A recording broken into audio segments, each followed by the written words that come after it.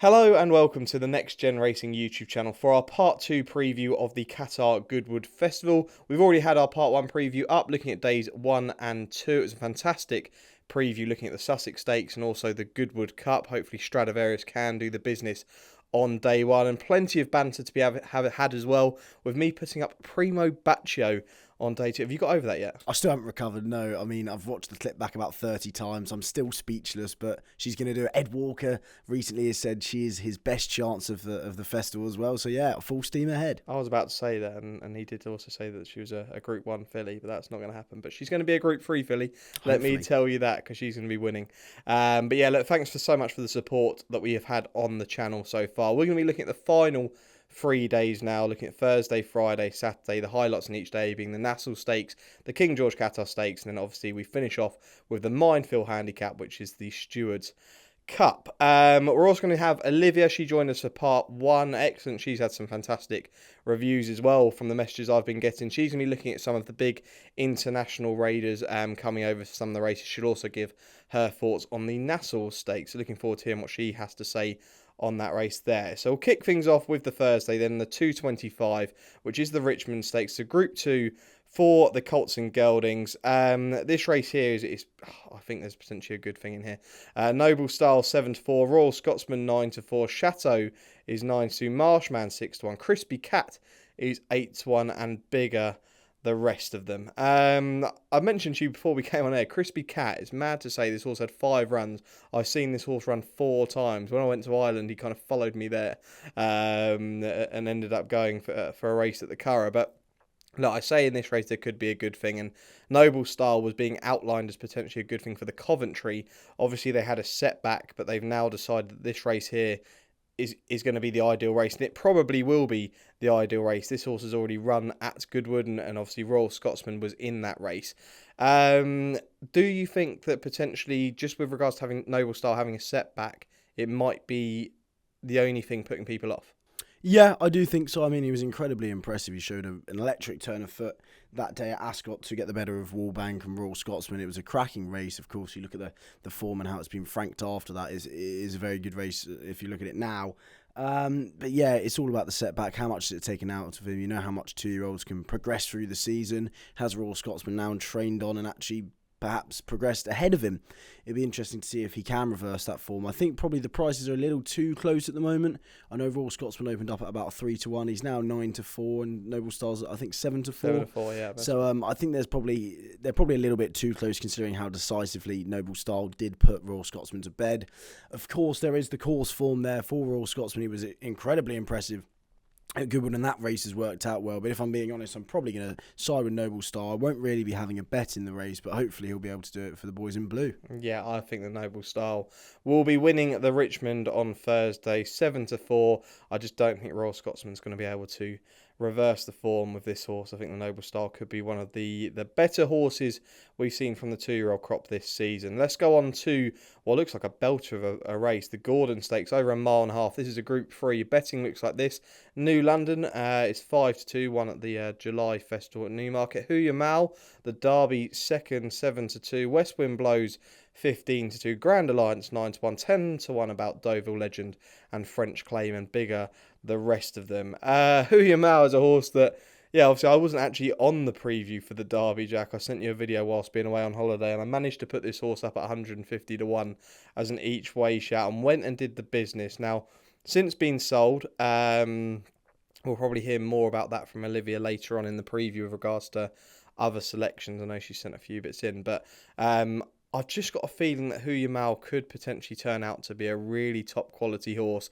Could end up winning this, then going on to the Ledger. Obviously, New London also has a Ledger entry, and that looks the plan with this horse here. Do you think it revolves around these two? I mean, you've got to jump up to 15-2 from the other, the favourites here. Do you think it is between the top two in the market? No, I think it's very, very competitive, as it is every year. Yeah. I'm a big fan of New London. New London is my idea of the winner, but then again, Yabir was my idea of the winner last year and didn't even hit the frame. So, I mean, it's a very tricky race to look at. I mean, Deauville Legend has just been improving and improving. Massacala didn't quite stay last time out. And, of course, you've got Sussex. Of course, Joseph O'Brien won the race with Ottoman Emperor last year. Is his first run. Of course, he's come over from his dad, so it'd be interesting to see how he gets on as well. You've got Al Kareem, who loves to try and make calls, so it'd be interesting to see them go at a decent clip. I don't think Masakela will stay again, albeit at Goodwood. Of course, you've got the undulations and the downhill from the bend that they're going to take. Huya Mao, as you say, very interesting. Ryan's already been jocked up as well.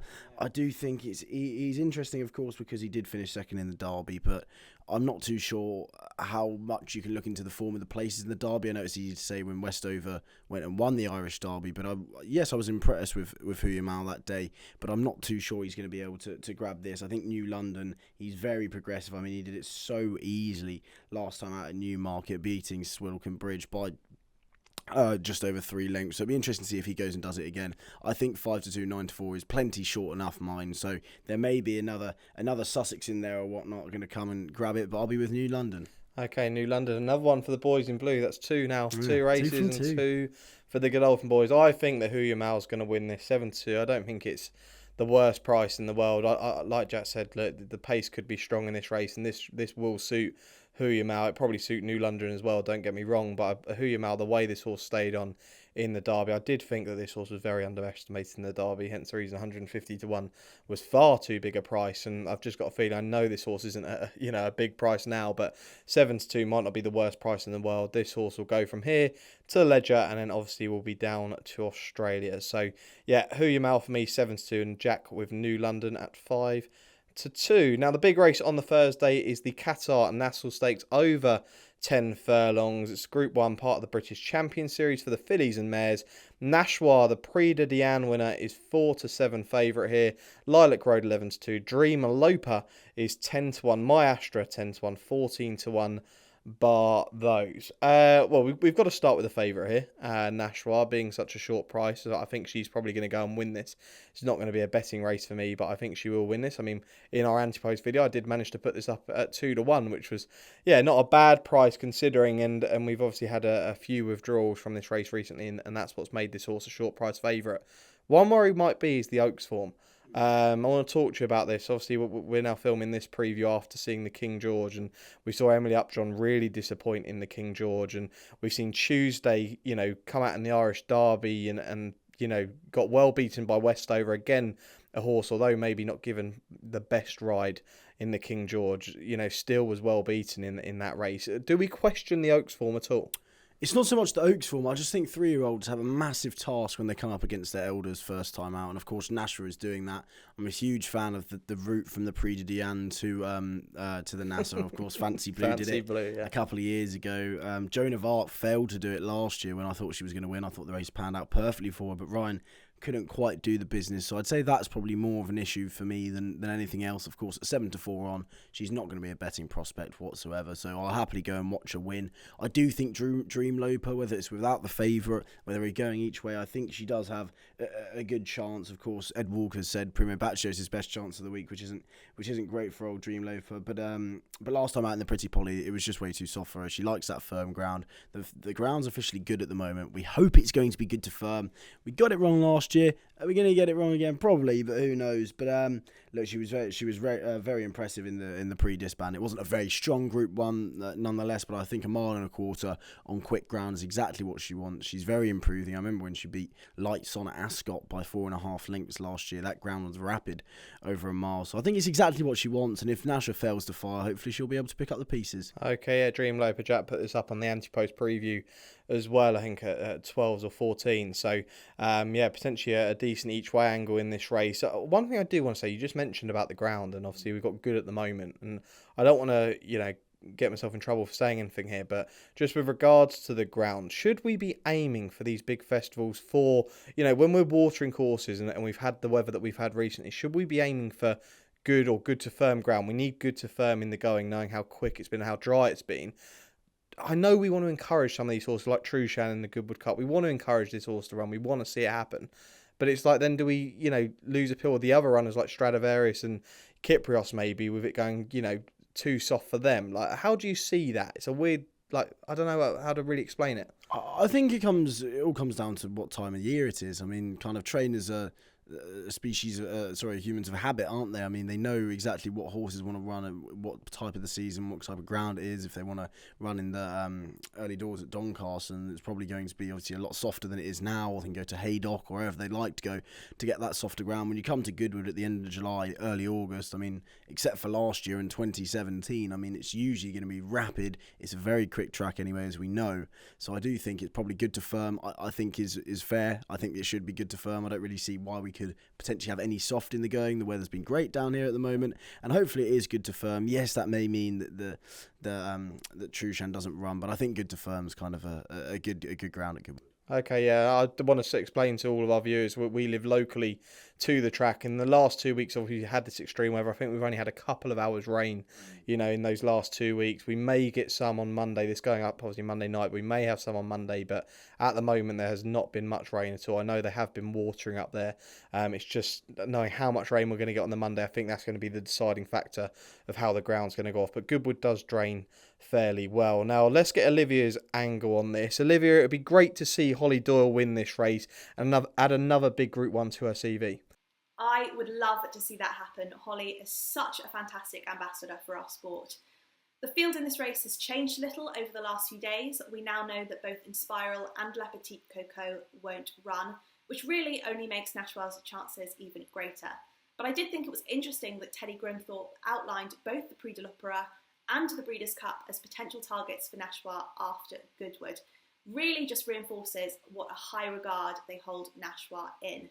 And after that win in the Prix de Diane last month, she really is the one to beat. Yeah, it certainly will. I really hope Holly can go and do this. It'd be fantastic. The horse is very short, 4-7. I just think she's going to go and win this race. I don't think it's the best field in the world, to be totally honest. I probably agree with Jack, to be fair. I think Dream Loper might be the horse finishing second. I'm not a huge fan of Lilac Road. I think that I'd have Dream Loper over her. So we'll just wait and see, but I think Nashwa will certainly be winning at the Nassau Stakes on Thursday. Let's move on to day 4 then. This is the Friday. Moving on to the Friday then, day 4 of the Qatar Goodwood Festival. We start off with the 225, the Bonhams Thoroughbred Stakes, a Group 3 for the 3-year-olds over a mile. Bayside Boys, your 7-4 favourite. Check and Challenge, 9-4. Berkshire Shadow, 3-1. LaSalle, 7-2. Probably going to be running in the Lennox. Rocky Gianni is 8-1, and a big jump to 20-1 and bigger the rest of them. I'll be totally honest, not my favourite race in the lot. It's actually probably my least favourite group race this week, Jack, and it's going to be a no-bet race for me. I'm not even going to give much of an opinion on it. What have you got to say with this race? I actually think at first it's the same as I did with the Oak Tree, Sam. I mean, at first I look at it and go, this is just an awful race, isn't it? It's a terrible Group 3. Last year, Bide hacked up. What are we going to watch this year? I don't understand why Bayside Boy is so short, is what I've got to say. He finished 13th in the 2,000 Guineas. And then 7th, only beaten 2 lengths, of course, in the St. James's Palace. We don't really know how good that form is just yet. And, of course, you've got Check and Challenge there, who I think is probably at the front of the market, the one to beat. Finished second in the handicap at Sandown off 9 stone 5. Broke very slowly away that day as well. I thought that was a cracking run to finish second. I think 9-4. You got Will Buick on board. That's not a bad price whatsoever. Don't understand why Berkshire Shadow's short as well. LaSalle's not going to go here. And it's all about the German horse, Roccajani. I'm gonna call him as it said in the commentary when he finished second to Maljoum in the German 2,000 Guineas. He definitely likes to try and make all. I thought he actually stole the race at one point. Maljoum, of course, picked up 10-12 lengths down the straight. It was very impressive. But I mean, good old Roccajani put in a great performance that day. I think it was 5 lengths clear of the next best horse. Don't get me wrong, I mean, it wasn't exactly an unbelievable race form-wise, but I mean, being a length and a quarter behind Maljoum looks like a cracking piece of form.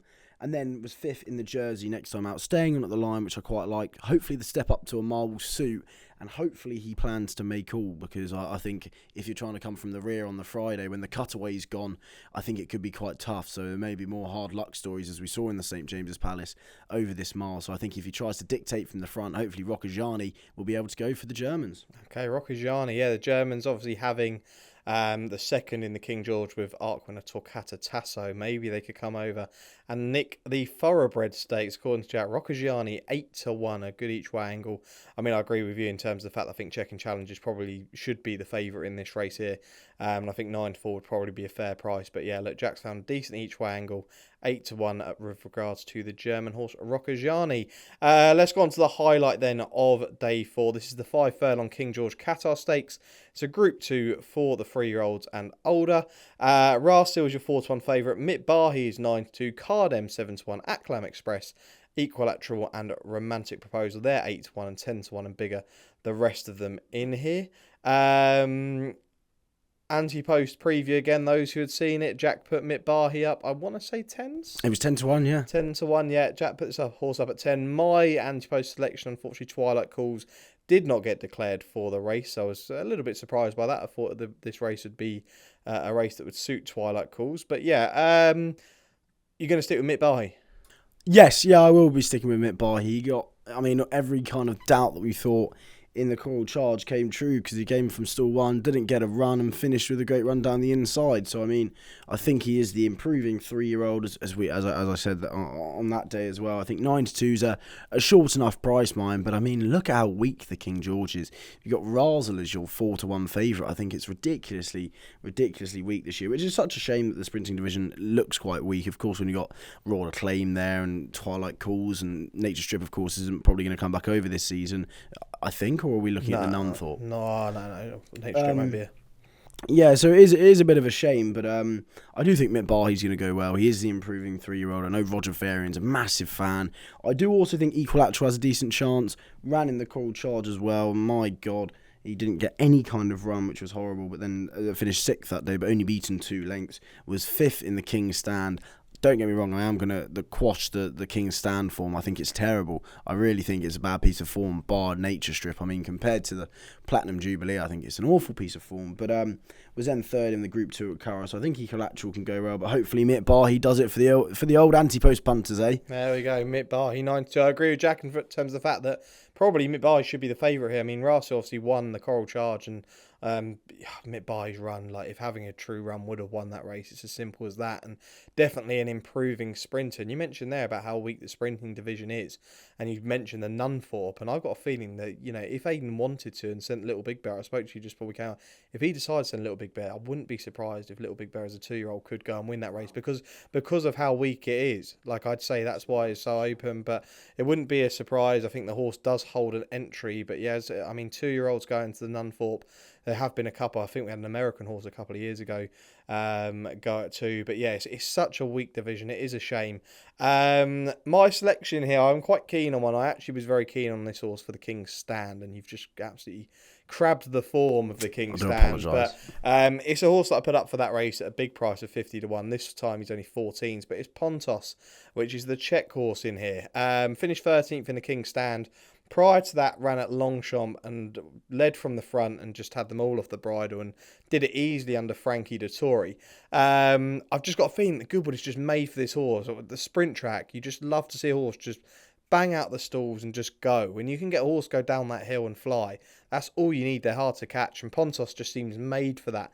I think 14-1 is a really, really fair price about this horse. I just think this horse has been improving, because this horse ran a career best in the Prix de l'Abbé last year, and then came out, like I say, won at Longchamp, and didn't quite show his best in the King's Stand. But I just think Goodwood might be made for him. I've got a feeling at 14-1 in what, like we say, a weak division, he could go very well. I'd like to give a mention for Dragon Symbol. It's the first time I've done it this flat season. To be fair, the fact I've left it this long to mention Dragon Symbol's name is quite impressive, and I'm glad that I haven't been following that horse this season, because it hasn't quite worked. But this horse is 25-1.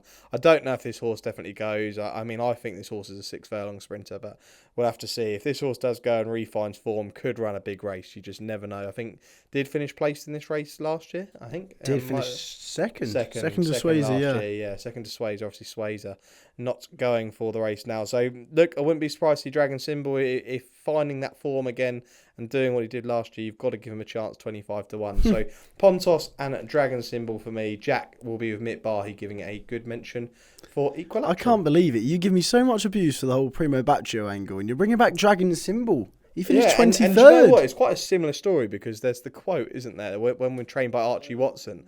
When trained by Archie Watson, there was the quote saying he'll win a big one.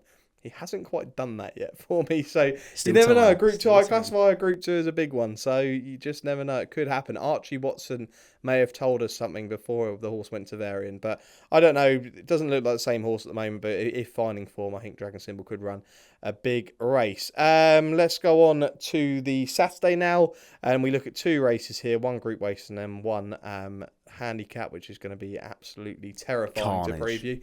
The 2:45 though is the Qatar Lillie Langtry Stakes, a Group 2 for the fillies and mares, over 1 mile and 3/4. Free Wind is your 11 to 10 favourite. Sela Rossa 6-1. Princess Zoe won't be going here, should be going for the Goodwood Cup 8-1. Believe in Love 10-1. Lily Pond 10-1 and 12-1. And bigger the rest of them. Let's make a bold statement. I think that this horse here, Free Wind, is the best filly in training in the world. I have this feeling. Wow. Yeah, I think that her and Alpinista, I think, are both slightly underestimated filly. I think that Free Wind is a very, very, very good filly. I think she's going to win this. I'm surprised she's not odds on. I just think that she's very classy. I mean, the Lancashire Oaks last time, she was going to absolutely hack up. We had what happened on the rail with Ashada and Jim Crowley, and the horse couldn't get through, switched, and still, even being almost stopped to a halt and then finding what she did and powering clear. She's beaten Sela Rossa, Ashada, who was a fillies and mares winner. Believe in Love. They're all in this race. I don't see any reason why she is going to get beaten now. I think 11 to 10, it is short, yes, but I think 11 to 10 might actually be value in this race. I think she should be a lot shorter. She can run at Goodwood. Fady Gosden was saying they have no issues with the track with this horse already winning at Goodwood before. She's going to win, Jack, isn't she? Yeah, I think you're right. I completely agree with the fact that I don't really get how Free Wind is a larger price than Nashua. I think Nashua has so many more questions to answer as the improving 3-year-old in the Nassau than Free Wind does here. Yeah, I know they both don't really have too much up against them, but yeah, I think Free Wind, especially, like, you can tick every box because there's the course form there as well. It's just about everything you kind of want to see. If you look through, as you say, what is going to beat her there, what is possibly going to beat her. The only one that I think could run a good race is Kawida if she goes, but we all know Primo Baccio's Ed Walker's best chance of the week, so it'd be interesting to see if Kawida does go, the step up to 1 mile and 6, I think will suit. I think the further she goes, the better she's going to be. She was last of 7 to Free Wind, but it just seemed like she wasn't really on a going day. Soft ground shouldn't be a problem to her whatsoever, but she was 5th in the Oaks, staying on that day. So hopefully she can have a place. But yeah, I completely agree. It's just all about Free Wind. Yeah, it's going to be about Free Wind. I'm really excited to see her, actually. I do think that she's going to be a star. What she did at Doncaster at the back end of last season as well was so impressive. I don't know. I'm still not sure why she's not odds on. I don't know. We might find this horse, by the time the preview goes up, might turn up to be odds on. I think some bookmakers are even money about her. But yeah, I just think she's extremely, extremely exciting. And probably one of my better bets of the week. We'll get into that at the end. What is our best bet? But yeah, probably going to be my best bet of the week. Let's go on then to the final race that we're going to look at on our Goodwood preview. This is the 3:20 on Saturday. It's the 6 furlong Coral Stewards Cup, a heritage handicap. It is a great race. It's a fantastic spectacle, the Stewards Cup. Seeing them spread across the track at Goodwood and flying down the hill is absolutely fantastic. And it's always an open race. It's just as hard to pick a winner of the Stewards Cup as it is the Grand National, in my opinion. When the dealing's done, is your 11 to 1 favourite. Then we've got Inver Park, Lethal Levi, Mr. Wagyu, Pop Master, they're all 12 to 1. First Folio, Great Ambassador, they're 14 to 1. Nahar and Summergand are 16 to 1, and then 20 to 1. And bigger the rest. Anti-post preview selections were Inver Park for me, 20s into 12s. And I'm pretty sure Jack put up First Folio. I might be wrong saying probably the same price currently as it was anti-post for the race. I do like Inver Park. I still think that Inver Park is the one. I know this horse is at the top of the market, but impressed me the last day in the Buckingham Palace. It was rated 94 that day, now rated 98. Been put up £4 to that run. I don't think that will stop this horse running a big race, still improving. And I absolutely love the yard this season. I've been a massive fan of George Bowie, and what he's doing is absolutely fantastic for the sport. He's a young trainer coming through, and I think a lot of big owners are going to start sending some of their good horses there. He's definitely one to watch. And the other one that I like in here, and it is not a big festival preview unless Sam Hart puts up a French horse. And the horse that I like, if coming over, is the French horse. Batwan ran second in a Group 3 at Deauville behind Garris. given a mark of 101 for the Stewards Cup. Now, this horse, look, likes to come from the back. That would be my one worry. But if they do go quick in the Stewards Cup, which they always do, it'll be a rattling pace. This horse will be finishing very well. I can tell you that now. It's just, can this horse find the luck in running it, and can this horse get there in time? I think 33-1 is far too big. You've got to remember, this horse was a group horse back in 2019, 2020, you know, running decent races in Group 2, Group 3s. And I just think if they do intend on bringing this horse over, they're not bringing this horse over for a day out at Goodwood. They're bringing this horse over for a plan. This has been a plan for a while, I've got a feeling. So if running Batwan for the French, 33-1, I will be, very intrigued to see how that horse gets on. Go on, Jack. Try and solve this minefield. Yeah, it's horrible. I actually say the Stewards Cup is probably one of my least favourite races of the week. I know loads of people love it, but it's just 20 is it 28 runners hurting down? Maidens and stuff like that, and and you're telling me that this is your least favourite race? Or are we saying this is your least favourite kind of big race of the week? Yeah, least favourite big race. Yeah, but don't take anything away from those maidens, all right? Those maidens. You can get some hot ones. Yeah, you can. Illustrated came from one of those last year, so don't you forget that. But no, I just think First Folio does have a big handicap in him. He's been running really well in big handicaps. He won at York in a big handicap, came 20th in the consolation race last year.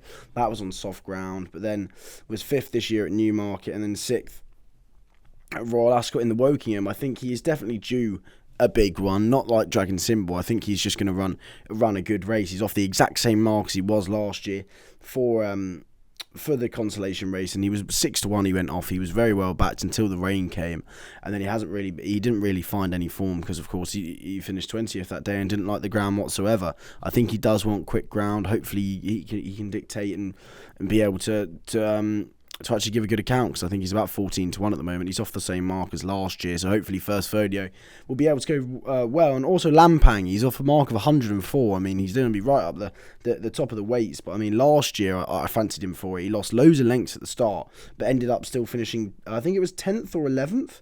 That it was 11th, beaten of course by Comanche Falls, but he ran a great race of 103. He's a pound higher. I mean, he's 2 from 3 this year. He was 10th in the Woking, which is a bit of a shame. But I mean, last time out at Pontefract, I thought he looked pretty classy actually, and looked like he's matured a little bit. Now, I know he's 5 years old now, but hopefully he'll be able to go well, because Lampang is 25-1, First Folio is around 14-1, and there'll be 2 that I'll be taking to war. Okay, there we go. Look, let us know down in the comments who you're going to be with in the Stewards Cup. I'd be intrigued. I think we'd probably have, 30 different comments with 30 different horses asking that question. Some people will be betting on names, numbers. It's one of those days where, you'll be at home and you find out that, your nan or someone like that has backed the winner because she liked the name. It is a real tough race each year. Occasionally you get the odd group horse in a handicap go for. I don't think we've got that this year, which makes it so open. God, the selections are going to be on screen for that one, but I'm not going to be one of my more confident shouts of the week. Right, before we get into our handicap selection, our best bets, we'll go to Olivia. Olivia, it's been great having you on the channel for these two previews. Obviously, we have all these international stories. Is there anyone else that you're looking out for, for this week? Absolutely. So a horse I'm really looking forward to seeing next week is Huya Mal, who finished 2nd in the Derby. Since then, he sold for 1.2 million at the Goffs London sale to agent Johnny McKeever and the Waterhouse and Bott training team. He's now based with George Bowie in Newmarket, where he'll be aimed towards the Gordon Stakes at Goodwood and potentially also the St Leger before he ships down to his new home in Australia, where the Melbourne Cup has been suggested as a potential end-of-year target for him. So hugely exciting for those of us who love Australian racing, like myself. We also have a Swedish entry in the Stewards Cup. That's Good Eye, trained by Jessica Long. He won over in Germany at the end of May, and then finished further back in the field in a Group 3 in Deauville earlier this month. We then also have some very exciting entries from French-trained horses, perhaps most notably Swayzer, who will be looking to go back-to-back in the King George Qatar Stakes. And whilst we're on the topic of that race, Pontos is also entered and will be looking to bounce back from that 13th place in that iconic edition of the King's Stand Stakes at Royal Ascot last month. Right, into handicap selections now then for the final 3 days. Right, I'll go first. I actually do want to throw one in there if possible for that I've now looked through after having the weekend to think about stuff. I actually want to throw one in on the opening day as well, just quickly. The 5:20 at Goodwood. I would really be paying attention for Mark Johnson's entries, the 3-year-olds Outside World and Rainbow Colours. Franny Norton jocked up on Rainbow Colours and Outside World. Kieran Fallon's been jocked up. The 7-1 about Rainbow Colours, 16-1 about Outside World. It's a race again. These 3-year-olds in these handicaps for Mark Johnson, honestly, they have such a good record. If you're going to be backing handicap races with the Johnsons, the 3-year-old handicaps are the ones to be with because he has a really, really strong record. So I'd be looking at those two, both in the same colours. So I'm very intrigued to see how they get on. And the other one is in the first race on Thursday. I liked Migdam. This horse has a couple of entries, so I don't know if this horse is definitely going here. But the other one that I think will run is 12-1. It's the Tom Ward horse. Now, it's not a trainer who I tend to back very often, but I thought his horse, as good as Sober gets, this horse here, I've just got a feeling could run a massive race. Was in the rear of the field for the Golden Gate Stakes at Royal Ascot. Stayed on really well. I think Missed the Cut, who won that race for the Bowie Yard, is a very, very good horse. 88, rated 88 that day, now only rated 91. They only put the horse up £3. I just have a feeling Mr. Cut could be, to listed group potentially level. And I just think that, this horse is going to go very close, 12-1, as good as Sober gets. I suppose I should really give a shout for one in the Golden Mile because the Antipost one isn't running. We spoke about it before we came on air again. Rafe Beckett's horse, Jimi Hendrix. Now, this horse was very impressive at the Newmarket July meeting, and this horse, I think Rafe Beckett's already said they're thinking this horse is a group horse, and if that's the case, this horse will be going very close this year. I mean, there are potentially a few group horses looking through it now. There's potentially a few group horses in that race, but I just have a feeling that Jimi Hendrix can just continue this progression moving forward. I'm just looking at it here, and Noble Dynasty potentially group horse. Shining Blue is fascinating, unbeaten for Side Bin Sarur. That horse could be anything in a handicap. Montasiv, who I know that you're a bit of a fan of, and then you've got Jimi Hendrix there. Those ones at the top are going to be the ones that are going to be to group level potentially. But Jimi Hendrix could potentially, off the current mark, be thrown in. So I'm very excited about that. Right, handicap selections, go. I do have another one for the opening day on Tuesday, but I'll leave that to the end because he's actually my next best of the festival. So I'll leave that for the end. But in the opening race on the Thursday, Mark Johnson, it wouldn't be glorious good without a Mark Johnson runner. White Feathers Fall was really impressive last time out. Only got put up £6, I think, for the win. Beating Persisto, I think, is quite a nice Cheveley Park horse there. So that was over a mile and a furlong at Carlisle. I think this step up in trip should suit. Again, 3-year-old in a handicap. Hasn't been jocked up just yet, but I'd like to think he is going to go, and hopefully White Feathers Fall can go well. White Feathers Fall, okay. Another Mark Johnson horse, a 3-year-old handicap. Honestly, hoping that Mark Johnson does have a good week in the handicaps, to be totally honest, because it will definitely boost the bank balance. Let's get into our best bets. We won't just do a Napa next best. We'll also do a long shot for the festival. This is for the whole week, not for the final 3 days. So here we go. Let's do it. We'll do the naps last. We'll do long shots first. My long shot's going to be Pontos in the King George Qatar Stakes, 14-1. Like I say, I think this horse is made for Goodwood. Speed ball out in front and hopefully get them all off the bridle and win. Your long shot.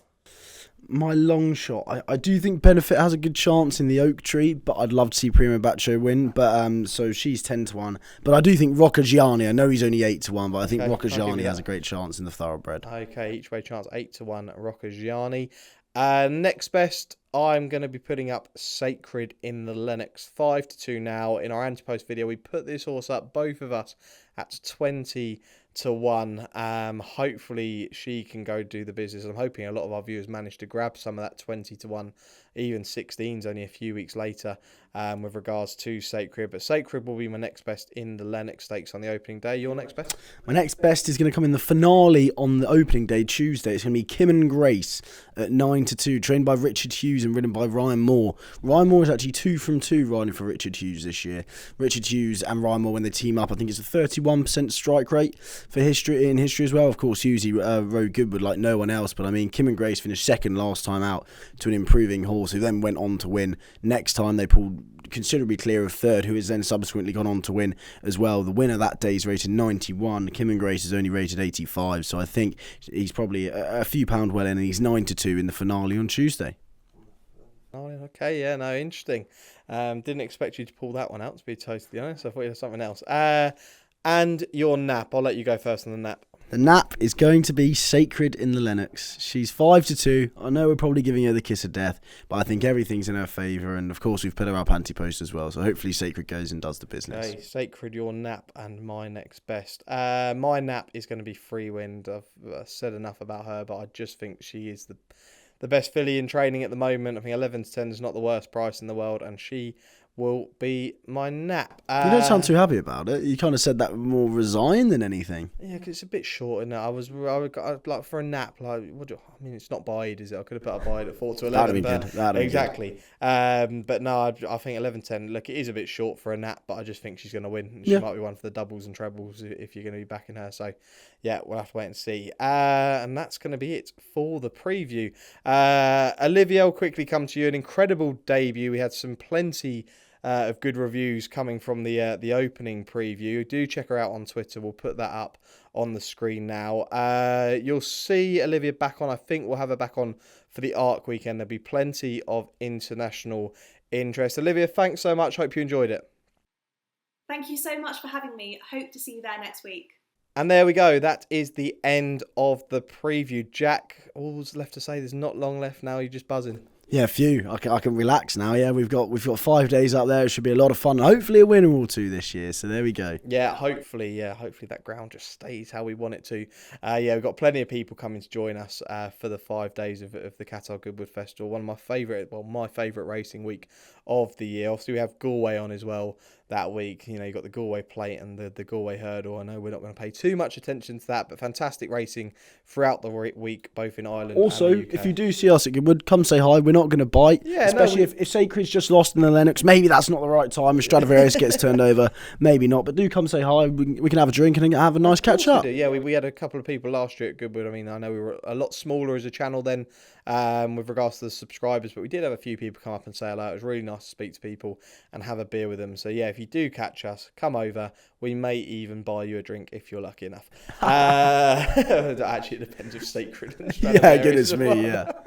But yeah, that's it. Thanks very much for all the support on all the videos that we've done so far during the flat season. Do like and subscribe as always. Let us know who your best bet is for Goodwood down in the comments, and we will be back in probably a couple of weeks' time for our next weekend preview. Thanks for watching.